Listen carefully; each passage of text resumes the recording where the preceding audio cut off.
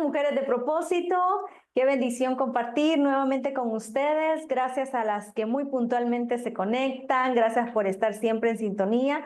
Cada miércoles es un miércoles en que crecemos cada día, en que avanzamos en el discernimiento, en el entendimiento de la palabra, en conocer más de Jesús. Estamos en un año en el que hemos destinado a conocer más de nuestro Señor Jesucristo. Hemos aprendido a ver a Jesús desde la creación, desde el Antiguo Testamento. Hemos pasado por los profetas, hemos pasado por este caminar para llegar a lo que son el Nuevo Testamento, las cartas paulinas, los evangelios, todo esto que nos habla de la riqueza de nuestro Señor Jesucristo y todo lo que Él nos enseña y todo de lo que Él nos podemos enriquecer nosotros para nuestro diario vivir. Gracias por acompañarnos. Antes de pasar al Nuevo Testamento y antes de pasar a los evangelios, quisiera compartir con ustedes una última enseñanza que en lo personal me ha abierto más el entendimiento acerca del plan perfecto de Jesús para nosotros. Y esto está en el Antiguo Testamento, en el libro de Esdras y Nehemías. Y quiero que por favor hoy dediquemos a ver a Jesús desde la mirada de Esdras y Nehemías en el Antiguo Testamento. Dos libros que nos aparecen divididos actualmente, pero en realidad este libro era uno solo. Estos dos libros que ahora los tenemos divididos son juntos, o sea, es decir, fueron contemporáneos, escritos de manera en la que era uno solo. Y relata algo que realmente sucedió. No es un libro poético, no es un libro sapiencial, es un libro que no es alegorías lo que dice, sino realmente lo que sucedió. Y todo lo que allí sucedió tiene una razón de ser, tiene un sentido, nada es casualidad, nada está de más. Cada detalle descrito en estos libros es importante que le prestemos atención. Y vamos a ver específicamente el libro en el que vamos a ver las 12 puertas de Jerusalén, la reconstrucción de los muros de la ciudad de Jerusalén. Ustedes recordarán que hemos decretado el 2025 como el año de la restauración, un año en el que el Señor quiere restaurarnos, quiere volver a posicionarnos, quiere rescatar lo que se había perdido, quiere devolvernos lo que el enemigo se había robado, quiere volver a colocarnos en la línea con Él, volver a colocarnos en el diseño de Dios para nuestras vidas. Y este 2025 hemos hablado mucho del año de la restauración. Y estas 12 puertas de Jerusalén, de las cuales vamos a ver hoy, vamos a ver una nada más porque son varias, pero por tiempo vamos a ver solamente 8. Espero yo que nos dé tiempo a poder abarcar estas 8 puertas que están en el libro de Nehemías a partir del capítulo 3. Nehemías capítulo 3. Recordarán ustedes, y eso lo vimos en los profetas, que en Jeremías capítulo 25 se anuncia la destrucción de Jerusalén. Se anuncia la esclavitud del pueblo de Dios porque habían sido rebeldes, porque se habían apartado de Dios. Entonces viene la esclavitud, Babilonia los conquista, Nabucodonosor los lleva cautivos, los fueron dispersados, las murallas fueron derribadas, el templo fue destruido y esto fue anunciado desde Jeremías en el capítulo 25. Y viene Nehemías a marcar la reconstrucción. También se recuerdan que aparte de poderse anunciar la destrucción, también se anunció que Dios misericordioso, que ese Dios amoroso iba a volver a restaurar, iba a volver a levantar el templo, iba a volver a crear esa cercanía con su pueblo escogido, que Dios se había enojado con ellos porque ellos se habían alejado de Dios, pero sin embargo la misericordia de Dios era más grande y era más fuerte y por eso iba a volver a llamarlos a su templo y a esa relación otra vez con el Señor. Por lo tanto, antes de Cristo estábamos en ruinas. Antes de Cristo estábamos destruidos. Antes de Cristo estábamos con las murallas destruidas, el enemigo, el pecado, todo estaba enseñoreándose de nosotros. Estábamos esclavos.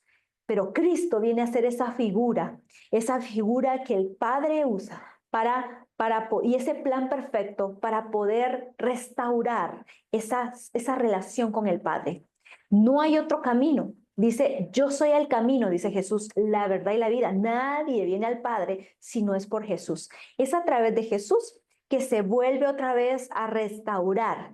Y esto que Nehemías relata en el capítulo 3 es parte de esa explicación de lo que es restaurar, de lo que es volver a levantar de las ruinas, volver a levantarnos de las cenizas a través de Cristo Jesús.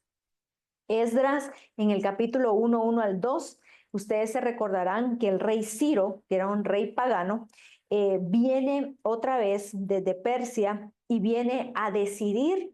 Dios le toca su corazón, Dios usa a Ciro para poder reconstruir los muros, para poder levantar otra vez a Jericó. Y entonces viene Esdras y Nehemías, fueron instrumentos de Dios para poder hacerlos. Igual que Zorobabel también fue instrumento de Dios, fue utilizado para que pudiera darse este plan de restauración. Y entonces vamos a ver cómo Esdras, el maestro Esdras, ayuda a reconstruir el templo. Y Nehemías, el copero, el que llega también como parte de la restauración, se levanta en la muralla, vuelve a reconstruir los muros de Jericó. Vamos a ir a la primera puerta, que está en Nehemías capítulo 3, verso 1.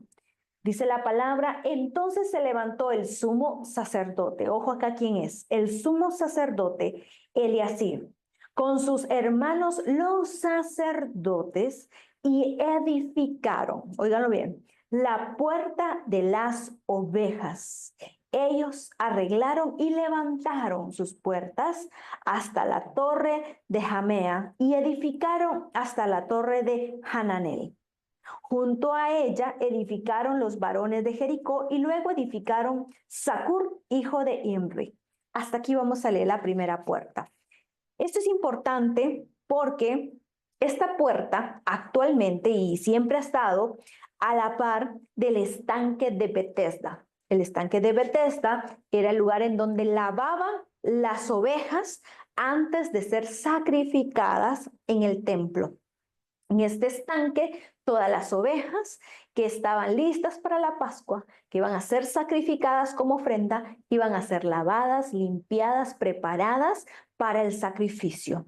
Esto es importante saber quién lo hace, porque son los sacerdotes los que la construyen, la vuelven a levantar, es la que reconstruyen el sacerdocio. Es importante el papel del sacerdote de casa, el padre de la casa. Es bueno volver a recordar el diseño de Dios para la familia, que es el sacerdote, el cabeza de hogar, que necesitamos que sea el pionero en amar a Dios, el pionero en buscar de Dios, en buscar la reconciliación con Cristo. Y esta puerta de las ovejas no tiene cerradura, tiene una característica y es que no tiene cerradura. Van a ver ustedes que en las otras puertas mencionan que fueron reconstruidas con sus cerrojos, mas esta no tiene cerradura. ¿Por qué? Porque representa esta puerta la salvación. La salvación está al acceso de todos nosotros. Todo aquel que crea en Jesús, todo aquel que crea en Jesucristo como Hijo de Dios, Salvador del mundo, es ya acceso, ya tiene el acceso libre a la salvación y a la vida eterna.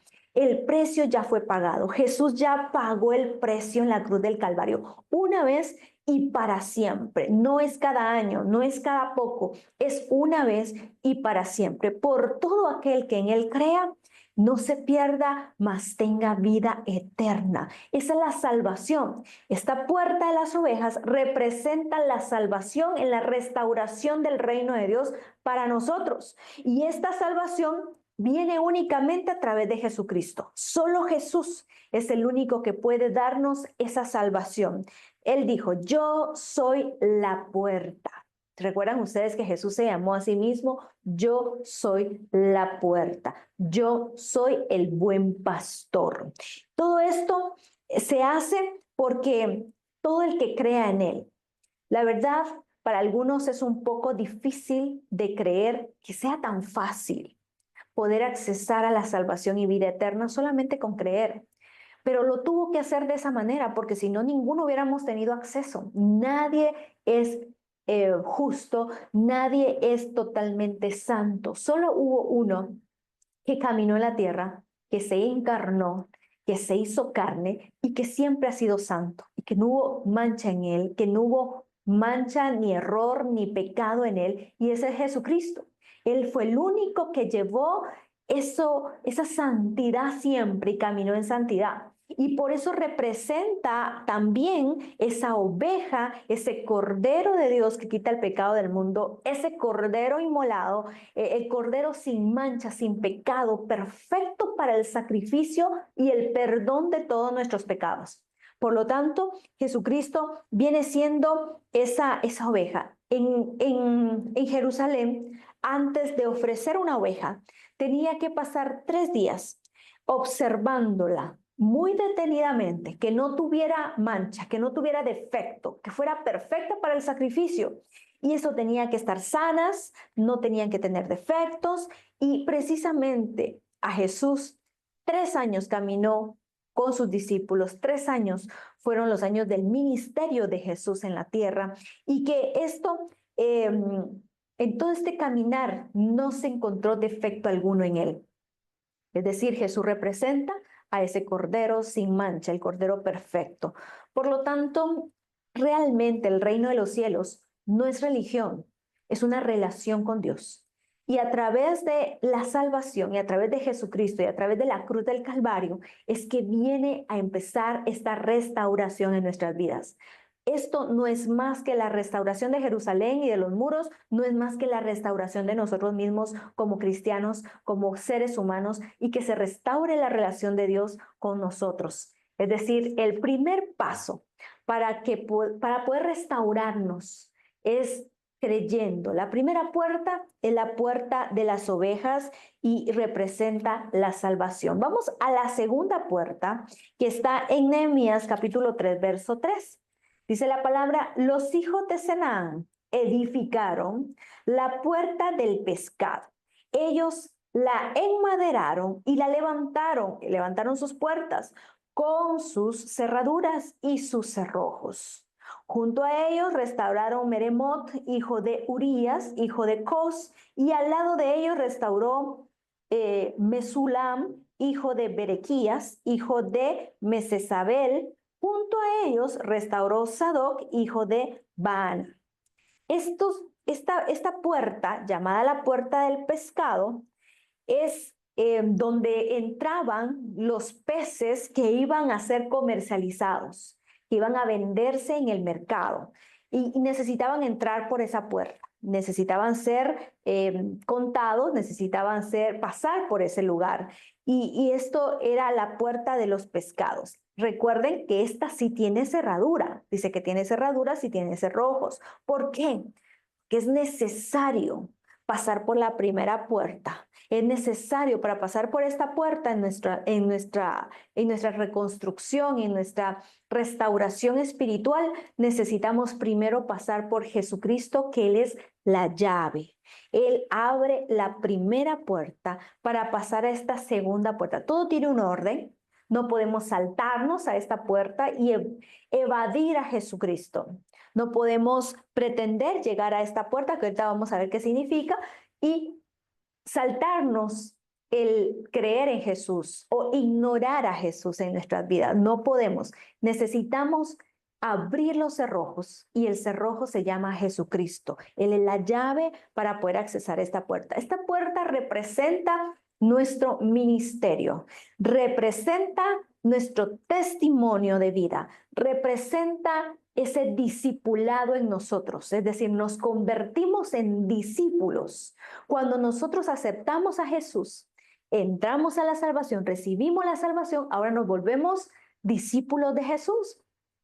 El discipulado es nuestro ministerio, es decir, como discípulos ahora servimos. La palabra ministerio no es más que servir, ministro, viene de servicio. Y esto nos convierte en hombres y mujeres pescadores de hombres. ¿Se recuerdan ustedes que a sus discípulos les dijo Jesús: ustedes ya no van a pescar más peces, ustedes van a pescar de ahora en adelante, los llamaré pescadores de hombres? porque ahora pasaron a ser discípulos, ahora pasaron a, con su vida, ese cambio de vida a través de la salvación de Jesús, a ser un testimonio vivo de lo que Jesús hace en su vida. Y de esa manera empieza el ministerio del discípulo, el ministerio de todo aquel que cree en Jesús. No importa si tiene micrófono, no importa si tiene plataforma, no importa si es conocido internacionalmente, desde que tú recibes a Cristo en tu corazón, empieza tu ministerio.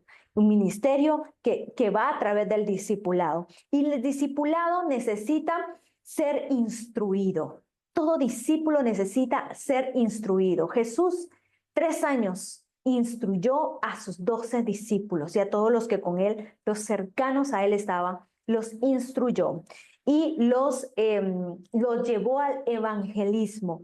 Todos tenemos un evangelista dentro.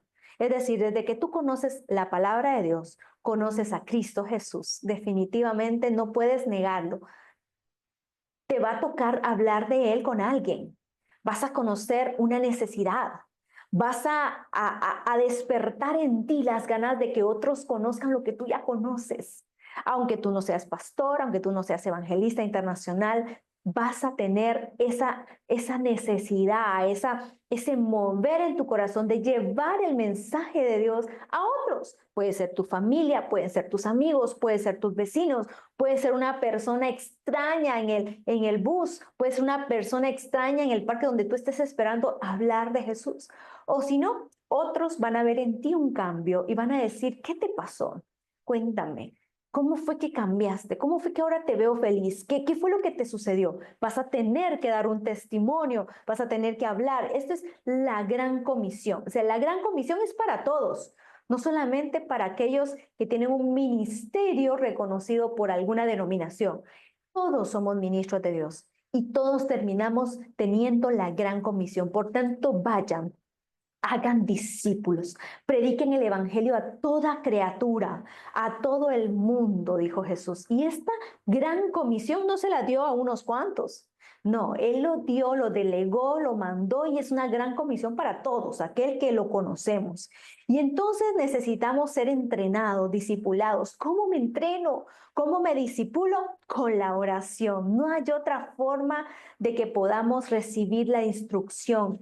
La oración es nuestro mejor instructivo, nuestra mejor forma. Qué mejor que recibir del Creador, del Padre, qué mejor que recibir de Jesús el mismo, del Espíritu de Dios, esa instrucción, esa guianza, esa revelación a través de la oración. Yo sé, precisamente Mujeres de Propósito cumple también ese papel de ir creciendo en la palabra, de la meditación de la palabra, de la enseñanza de la palabra. Eso es bueno, pero tú vas a crecer más en la oración. Tú vas a avanzar mucho más a través de la oración. Si tú te conectas en oración con el Señor, Él te va a hablar, Él te va a mover a leer su palabra, a entender mejor las cosas de Dios, a recibir la instrucción directamente de Él. Entonces vamos a ser entrenados en la oración y vamos a recibir algo importante para todo ministerio, para todo discípulo de Cristo, es el poder del Espíritu Santo. Se recordarán que después de que él resucita, después de que Jesús se reúne con sus discípulos y les muestra sus heridas, le muestra su costado, come con ellos, está con su cuerpo glorificado y dice, yo me voy a tener que ir, pero les conviene que me vaya, porque va a venir alguien más grande, es el Espíritu de Dios. Ustedes no van a estar solos, no van a ser huérfanos, yo los dejo con el Espíritu Santo. Él va a venir sobre ustedes. El poder del Espíritu de Dios vendrá sobre ustedes. Así que no se muevan de aquí. Es decir, ya eran discípulos, ya habían recibido la instrucción directa de Jesús 3 años. Y aún así les dice, esperen, porque va a venir la llenura del Espíritu Santo sobre ustedes. Y van a tener que esperar ese momento antes de ir y evangelizar, antes de ir y servir en el reino. Van a esperar. Y entonces los discípulos efectivamente hacen eso, esperan y en el aposento alto están reunidos, dice la palabra, todos unánimes, reunidos en oración.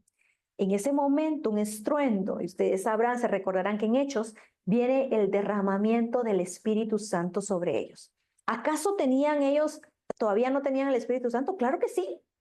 Dice la palabra que estando Jesús con sus discípulos, sopló sobre ellos el Espíritu de Dios.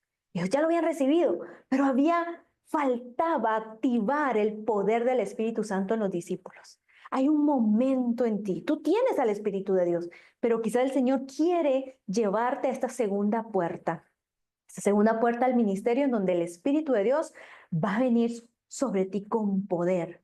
Hay que hacerlo a través de la oración, a través de la búsqueda del Espíritu Santo. Busca al Espíritu hasta que Él se canse de estar escuchando. Quiero más de ti, Espíritu Santo. Quiero recibir de ti, Espíritu de Dios. Activa los dones en mí. Activa los frutos del Espíritu en mí. Es decir, tienes que pedirlo. Dice, aquel que pida, se le dará. Así que esta es la segunda puerta. Vamos a la tercera puerta que está en Nehemías capítulo 3, verso 6. Dice, la puerta vieja fue restaurada por Joaida, hijo de Pasea, y Mesulam, hijo de Besodías. Ellos la enmaderaron y levantaron sus puertas con sus cerraduras y cerrojos. También tienen cerraduras. Es importante esta puerta vieja que teniendo cerraduras significa que tenemos que ir avanzando una a una. No podemos saltarnos, necesitamos pasar por la puerta de las ovejas, por la puerta de los pescados, es decir, por la salvación a través de Jesucristo, por el discipulado y el derramamiento del Espíritu Santo. Y ahora nos adentramos al nuevo nivel que sería la puerta vieja. Esta es una puerta antigua. Si tú te percatas, no dice fue edificada, sino dice fue restaurada. Es diferente, fue edificada, edificamos de cero, pero restauramos de una base, ¿verdad? Representa esa base, ese fundamento que existía desde mucho antes. Se recordarán ustedes que la ciudad de Jerusalén se llamaba Salem, era la ciudad de Salem. Se recordarán ustedes también que la palabra habla de este sacerdote, Melquisedec, que es rey y sacerdote, que Jesús dijo, yo soy sacerdote de la orden de Melquisedec. Melquisedec es aquel rey y sacerdote con el que se encuentra Abraham, y desde allí Abraham le da el diezmo y Melquisedec le da vino y le da pan. Ese encuentro, ese rey de Salem, que era antes la ciudad así se llamaba Salem, cuando David conquista Salem, entonces le cambia el nombre a Jerusalén. Y entonces había una puerta allí, y es esa puerta que sigue conservándose por el sacerdocio de Melquisedec. Fue reparada, no construida, es decir, hay principios que ya están establecidos y que tenemos que retomarlos. Tenemos que mantenernos en los fundamentos. A veces el hombre tiende a ir desvirtuando los principios, pero los principios son inamovibles. Los principios de Dios no se mueven, no se mudan, son atemporales, no tienen una época exacta solo para ser eficientes, sino siempre los principios de Dios, del reino de Dios, son eternos. Y por lo tanto, esto representa también esos principios, esos fundamentos antiguos. Asimismo, representa también la antigüedad, la manera de vivir antigua y la nueva criatura. Es decir, nosotros tenemos un momento en el que hacemos un par de aguas, un cambio en nuestras vidas. Dejamos el viejo hombre o la vieja mujer o la vieja manera de vivir, la forma pecaminosa antes de vivir, y ahora ya no tenemos que vivir de la misma manera. Tampoco tenemos que estar como del tingo al tango, es decir, que en una época estoy bien con el Señor y en otra época regreso a la vida antigua, regreso a la vida equivocada de antes. Es decir, dice la palabra, yo no quiero que ustedes sean como esos hombres llevados, como las olas del mar, de un lado hacia el otro. Yo quiero hombres y mujeres determinados. Hombres y mujeres que ya no miren atrás, dice Pablo, ya no volteando a ver lo que queda atrás, sino me enfoco hacia lo que está adelante. Es decir, ya no vivo yo, dice, sino Cristo vive en mí. Ya no es la vieja manera de vivir, ahora vivo de una manera diferente porque Cristo viene a habitar en mí y Él es el que habita en mí y el que ahora reina en mí. Entonces ya no tenemos que volver a la vieja manera de vivir. Ahora, desde el momento en que nosotros recibimos a Jesús, recibimos al Espíritu de Dios, somos nuevos hombres, nuevas criaturas. Dice, las cosas viejas pasaron, he aquí todas son hechas nuevas. Es decir, tú eres una nueva criatura desde que Jesús entró a tu vida. Tú eres una nueva criatura, una nueva forma de vivir con estándares distintos. Y ya no podemos estar variando de una forma a otra, sino ser determinados. Esta puerta se mantiene cerrada. Hasta hoy en día siempre se mantiene cerrada. No, eso significa que no podemos regresar al pasado. Hay puertas que tenemos que abrir para poder avanzar. Hay otras que tenemos que cerrar y ya nunca más volver a abrirlas. Hay puertas que necesitamos cerrar. Dice cerrar puertas que nadie puede abrir. Porque es necesario ya no volver a las sendas antiguas, sino ir hacia lo que el Señor tiene preparado para nosotros. No, eso significa también no traspasar los linderos. Los linderos para nosotros los cristianos es la palabra de Dios. Los linderos significa un límite. Tenemos un límite hasta donde llegar. Dios nos pone límites. Y esto no es para mal, es para bien. Esto es para nuestro beneficio. Estas prohibiciones de Dios no son esclavitud, al contrario, es precisamente una forma que el Señor nos permite vivir libres de esclavos del pecado. El pecado nos muestra un libertinaje, aparentemente libertad, pero en realidad es libertinaje. Parece bonito, parece libertad, pero en realidad no lo es. Te hace esclavo, esclavo de la bebida, esclavo de las drogas, esclavo de la pornografía, esclavo de muchas cosas que te hacen daño. En cambio, en el Señor, la palabra de Dios nos evita todas esas cosas, precisamente para no hacernos daño. Y nos evita para que podamos vivir de manera plena en Él. Allí verdaderamente hay libertad. La siguiente puerta es la número 4, es la puerta del valle. La puerta del valle, dice la palabra en el verso 13, la restauró Hanún con los moradores de Zanoa.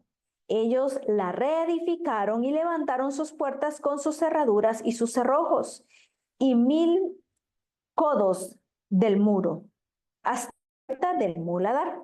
Todo eso reconstruyeron ellos. Esta puerta del valle, ustedes saben que hay valles y hay montañas. Hay valles y hay montes, ¿verdad? Esta puerta también tiene cerraduras, es decir, tiene prerequisitos. Tenemos que pasar por las anteriores. Y esta puerta da al valle conocido como el Valle de Tiro. El valle es un lugar plano, una planicie rodeada de montañas. Esta puerta es la puerta de la decisión, es la puerta de la humildad.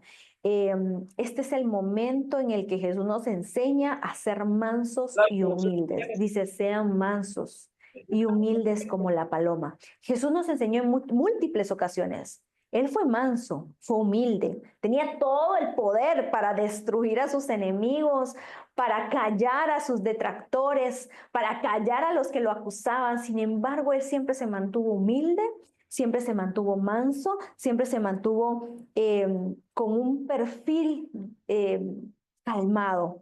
Y esto es precisamente los valles, simbolizan eso bajo. Hay momentos en que hay que estar rostro en tierra. Hay momentos en nuestra relación con el Señor que hay que bajar la cabeza ante Él. Hay momentos en que vamos a tener que ser humildes en la situación y dejarle las cosas a Él. Hay momentos de valles y hay momentos de montañas. Hay momentos que hay que conquistar, hay que ascender, hay que levantar, hay que tocar lo más alto. Pero hay momentos en que hay que bajarnos. Hay que saber menguar.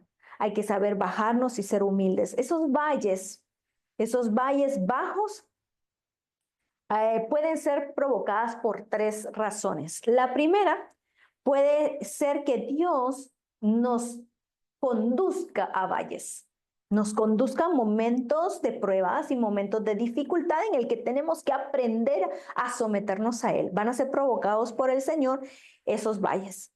Una segunda forma es que sean provocados por el enemigo, que el enemigo nos ponga situaciones difíciles en las que vamos a tener que reconocer que Dios es el grande y nosotros somos los pequeños. Y hay una tercera forma, es la que provocamos nosotros. Esa es la que nosotros solitos nos buscamos. Nos complicamos la vida o por desobediencia o por rebeldía. Venimos a provocar valles. Se recordarán ustedes que dice el Salmo, en el valle de sombra y de muerte. No temeré porque tú, Señor, estás conmigo. Es decir, momentos de dificultad, pero cada valle, todo, ya sea porque Dios no lo haya mandado, porque el enemigo lo esté provocando o porque nosotros no lo hayamos buscado, son valles de aprendizaje. Lo que vamos a lograr a través de esos valles es aprender de ese momento.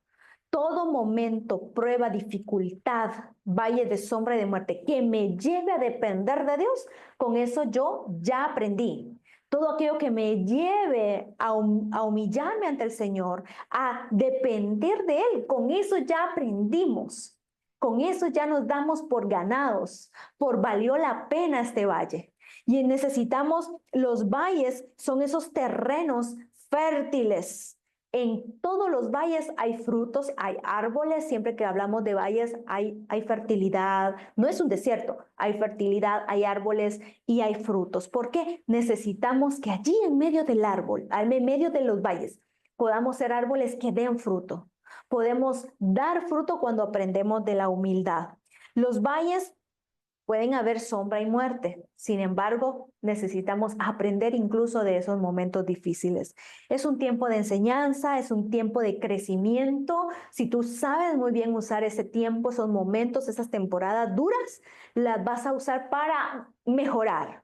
Las vamos a usar para crecer. No puedes salir del valle volviendo atrás o no puedes salir del valle retrocediendo en tu crecimiento. Tenemos que salir mejorados, tenemos que salir más fuertes, tenemos que salir más fructíferos, tenemos que salir creyendo más en el Señor y dependiendo más de Él. Entonces salimos de los valles a través de ¿qué? Primero podemos salir de los valles a través de la fe. Necesitamos creer en Dios. Necesito confiar en Él. Si confío en mí misma, definitivamente no voy a avanzar. Si confío en otra persona, no voy a avanzar. Si confío en los recursos, menos. Si confío en mis recursos, en mi talento, estoy perdida. No voy a salir del valle. Me voy a hundir más allí. Necesito creer, pero creer en Dios. Número 2, salgo a través de la oración. Si estás en un valle atravesando un momento de dificultad, necesitamos la oración en nuestras vidas. Solo de esa manera vamos a poder salir victoriosos. Número 3, necesitamos, por supuesto, al Espíritu Santo. Dice, en medio de sombra y de muerte, no temeré porque tú estás conmigo. Si el Espíritu de Dios está allí conmigo, vale la pena pasar el valle. Y número 4, la palabra. La palabra, para dar fruto necesitamos palabra, porque la palabra simboliza esa agua que hace florecer, esa agua que nutre, esa agua que necesito regar para poder dar fruto. Necesitas la palabra de Dios para poder salir de los valles. Esa es la puerta del valle. La puerta del valle se resume en la humildad, se resume en ese aprendizaje y procesamiento que necesitamos todos. La quinta puerta, que es la puerta del muladar. Esta puerta es bastante interesante, la puerta del muladar. Vamos a leer Nehemías capítulo 3, verso 14. Capítulo 3, verso 14. Dice la palabra, reedificó la puerta del muladar. Malaquías, hijo de Recab, gobernador de la provincia de Bet Hakerem. Él la reedificó y levantó sus puertas, sus cerraduras y sus cerrojos. Esta puerta también tiene cerraduras. Muladar significa basura, significa pecado. La puerta del muladar era la puerta por la cual salía toda la basura de la ciudad de Jerusalén. Esta está ubicada al sur de la ciudad. Está situada en la parte de abajo de la ciudad, la parte inferior de la ciudad. Todo va en orden, ¿ven? Vamos avanzando y las puertas van en orden, no están desordenadas, están en orden porque Dios es un Dios de orden. Y esto, el templo en Jerusalén está en la parte alta, porque Jerusalén es como algo, está en desnivel, está de lo más alto a lo más bajo. Y entonces la parte superior, la parte de arriba, está el templo. Y en la parte de abajo se encuentra situada esta puerta, la puerta del Muladar. El templo representa lo alto. El templo representa la presencia de Dios, la altura. Y el Muladar representa lo inferior, el infierno, el pecado, lo malo. Y este está también junto al valle de la Lejená, que significa infierno, en donde se quemaba la basura. Constantemente sacaban la basura y la quemaban en ese valle. Al salir de la puerta del Muladar está el valle llamado Lejená, y en ese valle quemaban la basura. También se le conocía como el Valle de Junón, que significa fuego, y el fuego precisamente es el que consume la basura. Para nosotros espiritualmente el fuego del Espíritu Santo es el que consume todo pecado, todo mal, toda línea de iniquidad, toda espíritu maligno, todo lo que nos tiene en pecado y en la basura es quemado por el fuego del Espíritu Santo. Este fuego del Espíritu Santo quema, pulveriza todo el pecado. Es el único que puede hacernos entender que estamos en pecado. Dice, el Espíritu Santo es el que los convence de pecado, de justicia y de juicio. Ese es el papel del Espíritu Santo. Por eso nosotros no convencemos a nadie. Nosotros llevamos el mensaje. Conozcan a Jesús, conozcan al Espíritu Santo. Te presento la palabra de Dios, te presento, te hago el llamado para que conozcas y le des cabida a Dios en tu vida. Pero el que convence a la persona es el Espíritu de Dios. Es el único que convence de pecado, de justicia y de juicio.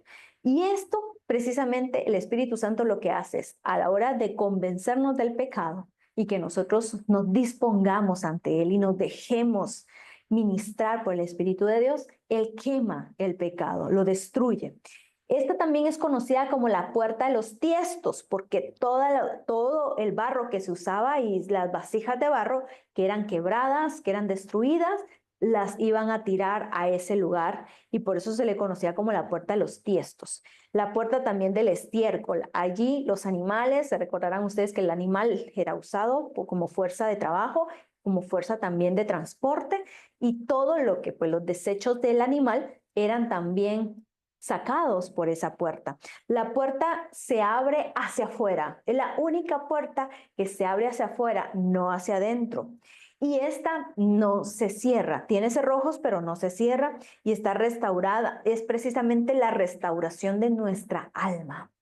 Esta representa la restauración de nuestra alma. Esta restauración, ¿se recuerdan ustedes que 52 días, dijo Nehemías, que llevaba en Nehemías la restauración en 52 días se realizó?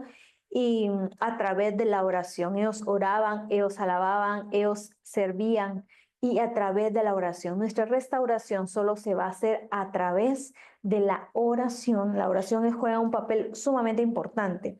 Dios es un Dios de orden y por lo tanto restaura en el orden, así como nosotros tenemos también que ser restaurados en ese orden. Como las manecillas del reloj. Todas las puertas de Jerusalén están ubicadas como las manecillas del reloj. Y esta queda en la parte de abajo. Y precisamente así es como Dios trabaja con nosotros también, desde adentro y de arriba hacia abajo. No hay contaminación aquí. No hay cruce de contaminación. No hay contaminación cruzada, como le llaman. ¿Por qué? Porque necesitamos separar esos momentos en el que le entregamos a Dios nuestros pecados, llega el momento en el que nos rendimos hacia Él y dejamos que Él trabaje en nosotros, esa área, ese pecado oculto, esos pensamientos que no le agradan, esa área, solamente Dios puede ayudarnos a, eh, a pulverizarlas, a destruirlas. ¿Se acordarán ustedes que Ana, precisamente Ana, la mamá de Samuel, era estéril y ella encontró en el templo, encontró ese momento para acabar con su esterilidad, para acabar con ese momento tan duro que en ella provocaba mucho dolor, solamente a través de ir a la presencia de Dios.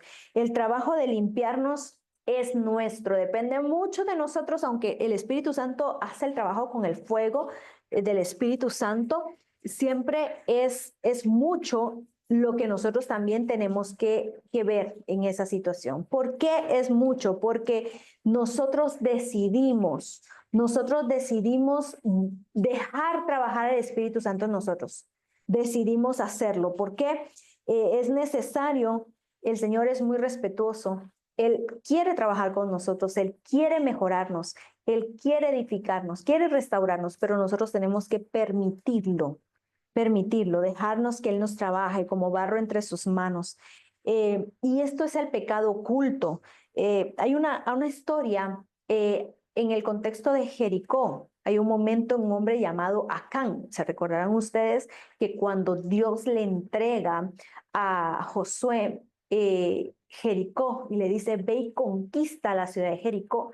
Y se recordarán ustedes que caminan y marchan alrededor de Jericó y los muros son derribados por el poder de Dios y al sonar la trompeta, Dios dijo, destruyan todo lo de Jericó, todo, personas, bienes, no quiero absolutamente nada, que guarden nada de Jericó. Era una de las instrucciones de Dios. Y este hombre Acán oculta unas piedras preciosas que encuentra, unos mantos de lujo que encuentra y lo oculta en su tienda. Dios, a la siguiente conquista que le pone a Josué, ya no conquistaron con el mismo éxito que Jericó. Hubo pérdidas humanas, no ganaron y esto vino a crear pérdidas en el pueblo de Israel. Y entonces Dios habla con Josué y le dice, lo que pasa es que hay un pecado oculto, alguien desobedeció, alguien del pueblo desobedeció a mi orden de destruir todo. Y entonces empiezan a averiguar quién era el que había desobedecido a Dios. Y este hombre llamado Acán reconoce que había guardado unas prendas y unas piedras preciosas, unos lingotes de oro, si no mal recuerdo, y entonces lo guardó. Esta familia, Acán y su familia, es destruida, prácticamente los eliminaron por haber ocultado este pecado. La desobediencia y el ocultar. Nadie va a jugar con Dios. No podemos jugar a querer ocultarle cosas a Dios porque es imposible. Él lo sabe todo, lo conoce todo, nos conoce cómo pensamos, conoce qué decimos, conoce qué hacemos en privado, qué hacemos en público. Él lo sabe todo. No hay forma de poder engañar a Dios. De Dios nadie se burla. Por lo tanto, necesitamos acabar con esos pecados ocultos porque definitivamente no solo afectó a Acán, sino a toda su familia, esposa e hijos, porque el pecado oculto afecta a todos, afecta a muchos. Eso es lo que quiere el enemigo, que creamos que podamos burlar a Dios y no se puede. Y por lo tanto, el rey en esa ocasión perdieron la batalla. Eh, Necesitamos reconocer también que el rey de reyes no camina con donde hay basura.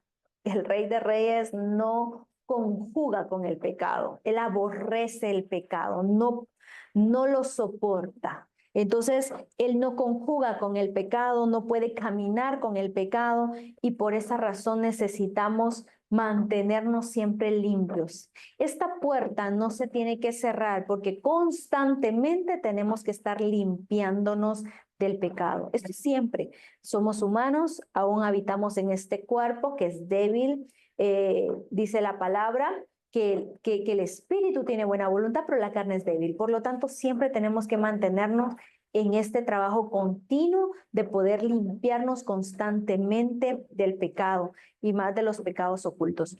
De hecho, decía el rey David, límpiame, déjame más blanco que la nieve, límpiame con hisopo y purifícame. Esto es importante hacerlo siempre. Esta es la puerta entonces del muladar. La puerta nos quedan ya unos minutos. La puerta de la fuente, vamos a ver solo la puerta de la fuente.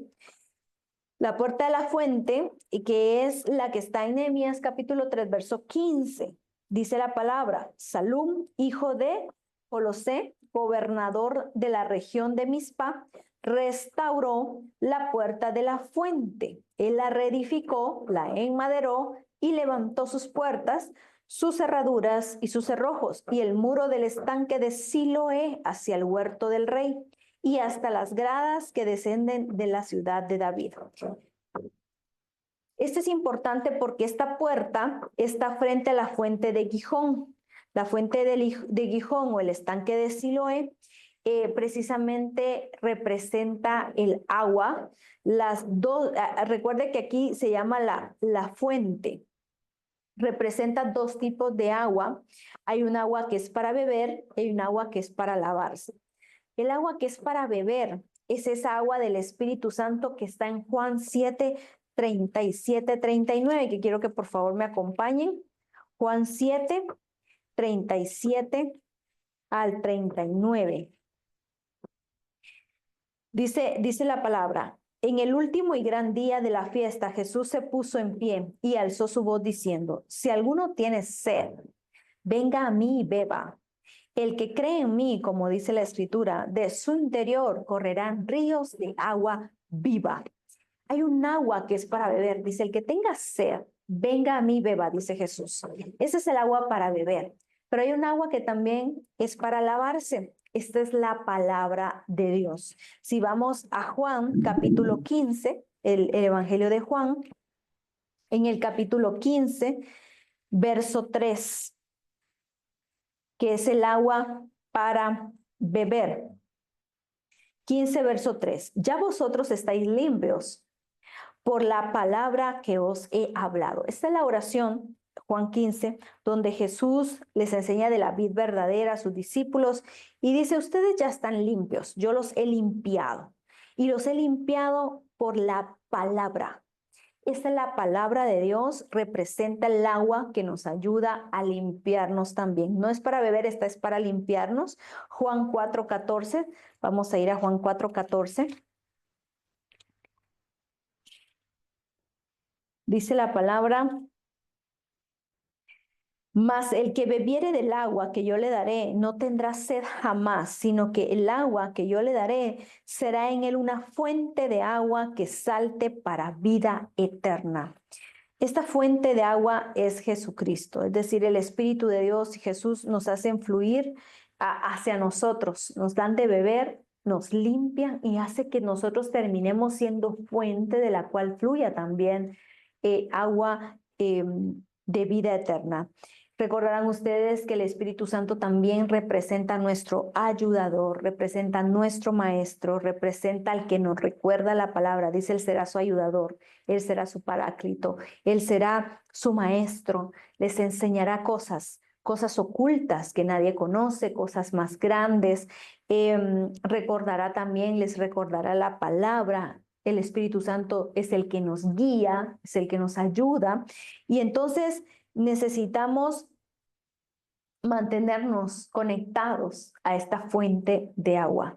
La puerta de la fuente representa esa conexión constante con el Espíritu Santo y con Jesús. En Juan capítulo 4, verso 13, nos dice la palabra: respondió Jesús y les dijo: cualquiera que bebiere de esta agua volverá a tener sed, mas el que bebiera del agua que yo le voy a dar no tendrá sed jamás. Hay momentos en la vida que necesitamos de esta agua. Vamos a tener sed, vamos a tener necesidad. La sed representa una necesidad básica, una necesidad que no puede postergarse. Y nosotros siempre necesitamos del Espíritu Santo, siempre necesitamos de Jesús. Si te enfrías en esa situación, vas a terminar flaqueando, vas a terminar cayendo, vas a terminar retrocediendo. Necesitamos constantemente beber del agua del Espíritu de Dios, beber del agua de Jesucristo y limpiarnos todos los días con la palabra de Dios, con el agua, la palabra que representa la palabra de Dios, nuestras vidas, nuestro entendimiento, nuestra forma de hablar, nuestra forma de pensar. La palabra tiene que ser esa limpieza constante en nosotros. Esta es la puerta de la fuente. Asimismo, si regresamos a Nehemías, después del agua después de la puerta de la fuente, también está La puerta de las aguas, de las corrientes de agua, dice la palabra, y los sirvientes del templo que habitaron en Ofel restauraron hasta enfrente de la puerta de las aguas del oriente y de la torre que sobresalía. Aquí vemos cómo, quiénes son los que restauran la puerta. Fueron los que sirven en el templo. Los que sirven en el templo son los que restauran las puertas de las aguas. Es importante saber que hay varias clases de aguas y es importante saber que el agua representa al Espíritu de Dios. La otra puerta es la puerta de los caballos. Dice que restauraron los sacerdotes cada uno enfrente de su casa. Vamos a dejar la puerta de las aguas y de los caballos y la puerta del juicio y la puerta de las ovejas para la siguiente sesión, y vamos a recapitular únicamente las puertas ya vistas: la puerta de las ovejas, que representa la salvación; la puerta del pescado, que representa ya no ser ahora pescadores de hombres; la puerta del ministerio; la puerta vieja, que representa tanto los fundamentos de Dios como el ya no volver a la vida pasada; la puerta del valle, que representa que aún en el valle de dificultad tenemos que dar fruto, tenemos que crecer, tenemos que fructificar, tenemos que aprender a humillarnos en esos valles, a crecer dependiendo de Dios, con fe, con oración y con Espíritu Santo. La puerta del muladar es la puerta en donde sale la basura, donde sale el pecado, que necesitamos volver otra vez a ese trabajo de sacar todo lo malo, de corregir nuestra forma de actuar, de corregir nuestro comportamiento, de dejarnos moldear por el Señor y limpiarnos por Él. Esa puerta debe de estar constantemente abierta para sacar todo lo malo que al Señor le ofende o le desagrada. La puerta de la fuente, que representa a Jesús como la fuente de vida, la fuente de la cual nos puede saciar de toda sed espiritual. Y estas serían las 6 puertas que nos ayudan. Si se dan cuenta, es un proceso